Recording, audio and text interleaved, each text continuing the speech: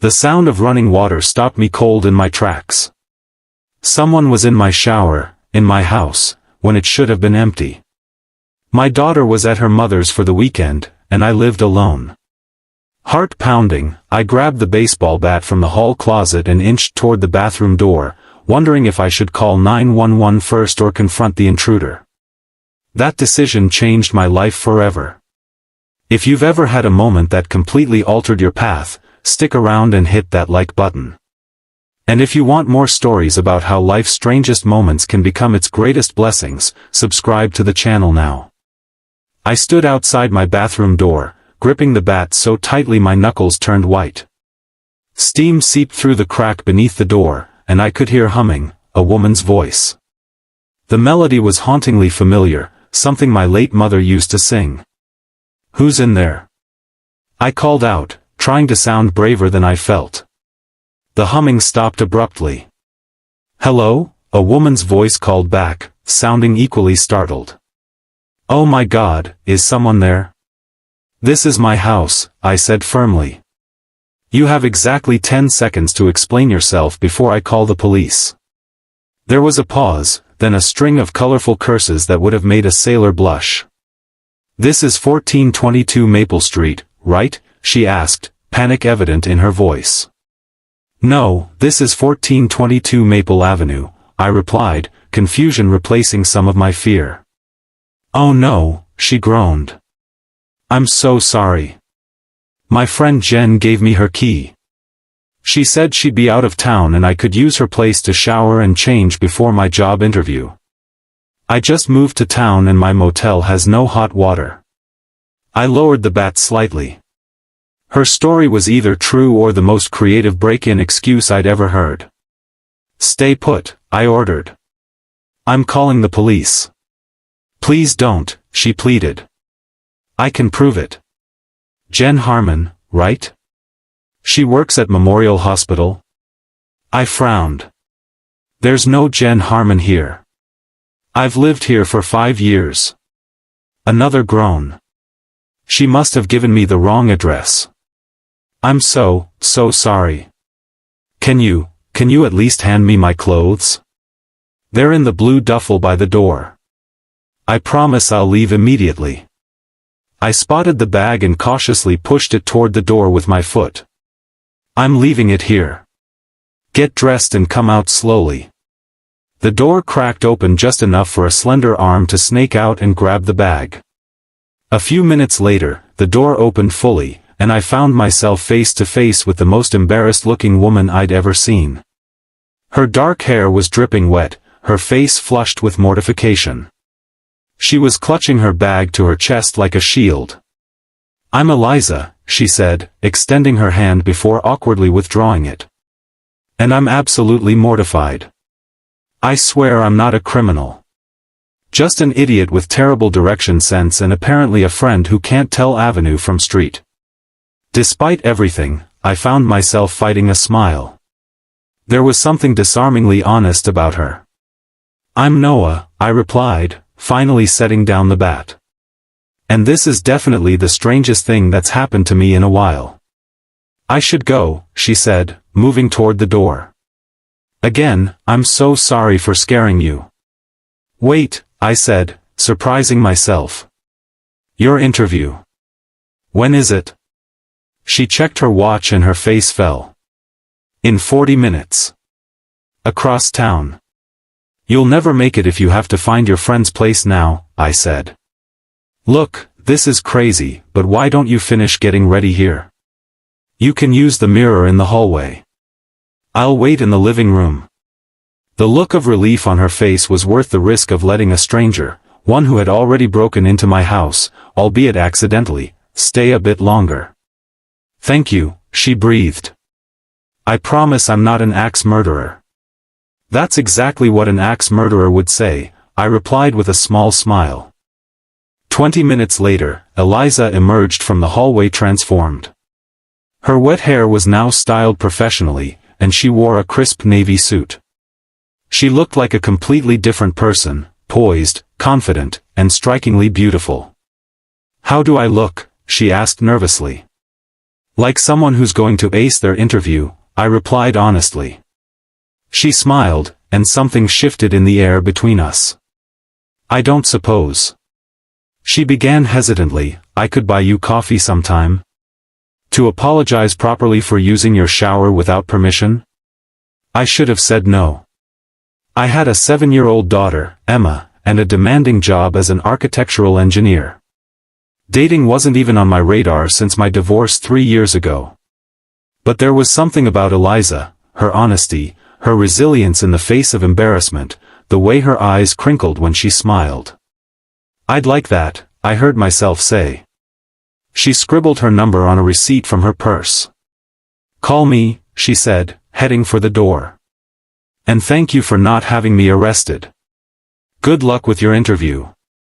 I called after her. As I watched her hurry down the sidewalk, I had no idea that this bizarre encounter would be the beginning of the most important relationship of my life. The coffee date turned into dinner. One dinner became weekly dinners. Eliza, it turned out, had moved to our city for a fresh start after leaving a toxic relationship in Chicago. She was brilliant, a landscape architect with a passion for sustainable design, and had indeed gotten the job she'd interviewed for that day. The biggest hurdle was introducing her to Emma. My daughter had struggled with the divorce, and I was protective of her feelings. But when they finally met, 2 months after the shower incident, something magical happened. Do you like Legos? Emma asked suspiciously, clutching her favorite building set. Eliza's face lit up. Are you kidding? I wanted to be an architect because of Legos. That was all it took. By the end of the afternoon, they had built an elaborate castle together, complete with a moat and drawbridge. As I watched them, heads bent together in concentration, I felt something I hadn't experienced in years, hope. But our path wasn't without obstacles. My ex-wife, Vanessa, was initially hostile toward Eliza, viewing her as a threat to her relationship with Emma. There were tense exchanges at drop-offs and passive-aggressive text messages questioning my judgment. You're letting our daughter spend time with a woman who broke into your house, she demanded during one particularly heated phone call. She didn't break in, I explained for the 100th time. It was a misunderstanding. And yes, I trust her with Emma completely. The truth was, Eliza was wonderful with my daughter. She never tried to replace Vanessa, but instead carved out her own special relationship with Emma. They planted a vegetable garden together in the backyard. They had inside jokes I wasn't privy to. And most importantly, Emma smiled more when Eliza was around. 6 months into our relationship, I came home from work to find Eliza sitting on my couch, her expression troubled. What's wrong? I asked, immediately concerned. I got offered a job, she said quietly. A dream job, actually. Designing the green spaces for a major sustainable development. My heart sank. Where? Seattle. The word hung between us like a physical barrier. Seattle was across the country. Long-distance relationships rarely worked, and I couldn't leave. Emma's life, school, and her mother were all here. That's amazing, I managed, trying to sound supportive while my chest tightened painfully. When do you start? I haven't accepted yet, she said, meeting my eyes. I wanted to talk to you first. Eliza, you can't turn down your dream job for me. We've only known each other 6 months. She took my hand. Sometimes 6 months is enough to know what matters most. We stayed up all night talking, weighing options, considering impossible scenarios. By morning, we were exhausted but no closer to a solution. Eliza left for work with a kiss and a promise to continue the conversation later. That evening, Emma found me staring blankly at the wall, lost in thought. Dad, are you sad because Eliza might move away? She asked, climbing onto my lap despite being almost too big for it now. I nodded, surprised by her perceptiveness. A little bit, yeah. I'd be sad too, she said solemnly. But you know what Eliza told me? Sometimes the scariest choices lead to the best adventures. I stared at my daughter, struck by the wisdom in her words. When had she gotten so grown up? The next day, I called my boss and asked about remote work possibilities. To my surprise, he was receptive. I'd been a valuable employee for years, and much of my work could be done from anywhere. Then I called Vanessa and had the most difficult conversation of all. "I'm thinking of moving to Seattle," I said, bracing for her reaction. "Not immediately, but maybe in 6 months, after the school year ends." The silence on the other end of the line was deafening. "You'd take Emma away from me?" she finally asked, her voice breaking. "No," I said quickly. "I'd never do that. I'm talking about a co-parenting arrangement where she splits time between both cities. It would mean changes for all of us, but you love this woman enough to rearrange our daughter's entire life?" The bitterness in her voice was palpable. "I'm not making any decisions yet," I assured her. "I wanted to discuss it with you first, to see if we could find a solution that works for everyone, especially Emma." More silence, then a sigh. "I need time to think about this." It was more than I'd hoped for.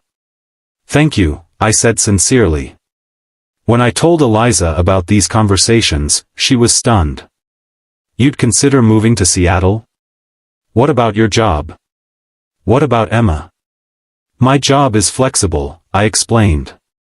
"And as for Emma, we'd figure it out.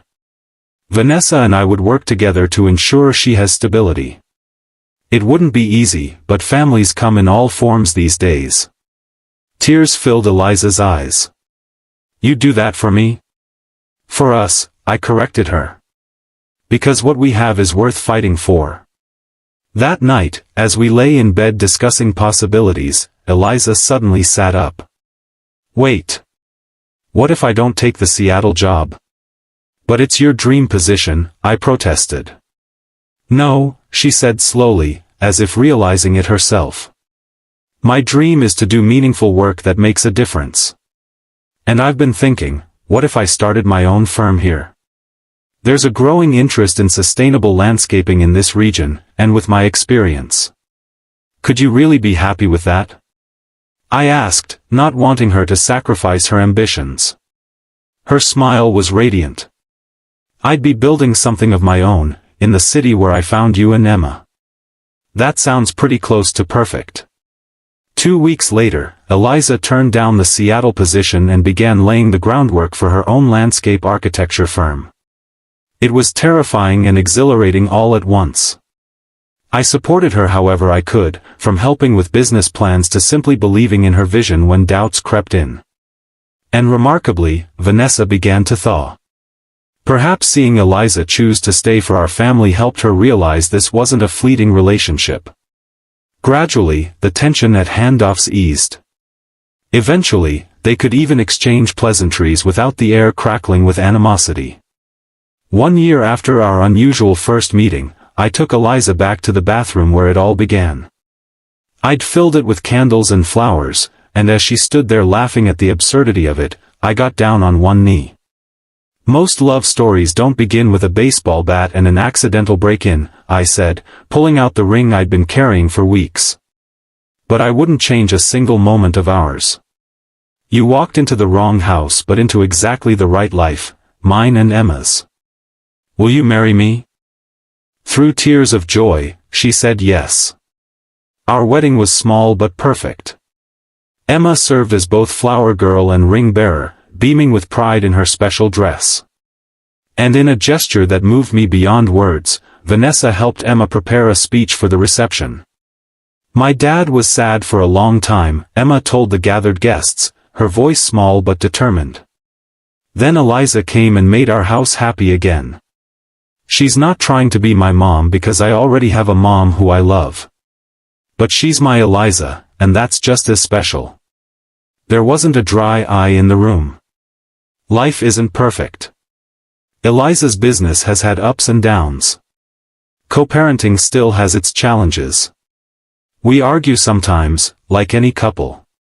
But every morning when I wake up beside her, I'm grateful for that strange day when I came home to find a beautiful stranger in my shower. Sometimes the most unexpected